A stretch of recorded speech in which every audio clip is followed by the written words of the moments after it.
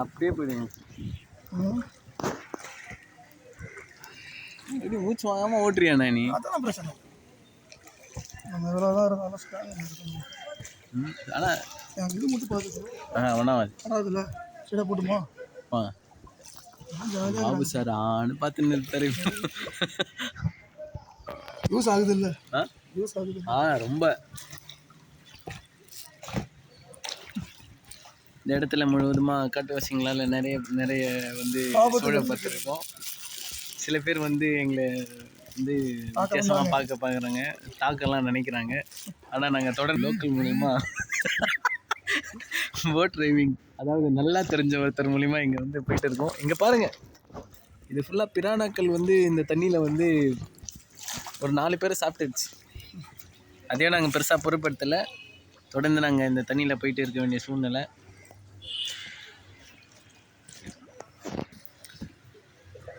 தொடர்ந்து இந்த மாதிரி பல சாகசமான ஒரு நிகழ்ச்சிகளை நாங்கள் செஞ்சுட்டு இருக்கோம். நம்ம அண்ணன் பார்த்திங்கன்னா ஹிமாலயஸ் ரைட் அது போன்ற பல விஷயங்களில் வந்து திறமை வாய்ந்தவர். சாமியா. இப்படியே நீங்கள் நேராக போகலாம். போனா பக்காவாக இருக்குது.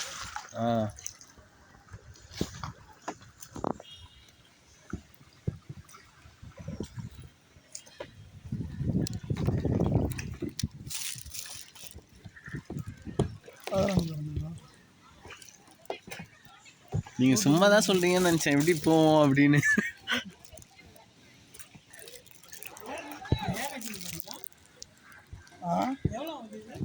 இது 5000 வரும். கவர்மெண்ட்லேருந்து வரேன்னு நினச்சிக்கிறாங்க. நம்மள சார்னு கூப்பிட்றேன். நம்ம ஜாலிக்காக ஓட்டின்னு இருக்காங்க. மற்றவங்க அப்படி தான் நினச்சிப்பாங்க போல. இங்கே பாருங்கள், பல வருஷத்துக்கு முன்னாடி இங்கெல்லாம் வந்து சோழர்கள் வாழ்ந்துருக்காங்க. நல்ல ஏரியாவை பார்த்து வீடு கட்டுங்கண்ணா. நான் ஏரியை பார்த்து வீடு கட்டி இவ்வளோ தண்ணியில் போட்டு வச்சுன்னு போக வேண்டிய சூழ்நிலை.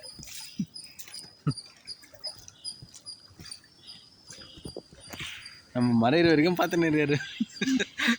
காசு போதா இல்லை என்னதான் ஆகுதுன்னு. தண்ணிக்குள்ள கரைஞ்சிருக்கா?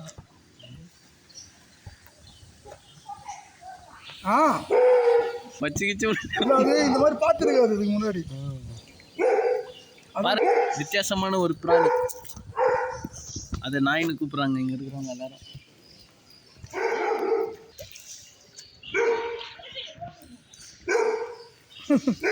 பக்காவாக போயிட்டு வந்துட்டேண்ணா.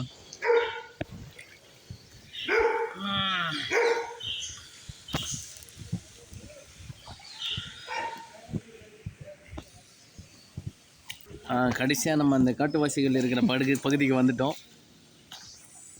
இவங்கெல்லாம் மனுஷர்களையே சாப்பிட்ற ஆபத்தான மிருகங்க. ஆமாம், காட்டுவாசிங்க பாருங்க.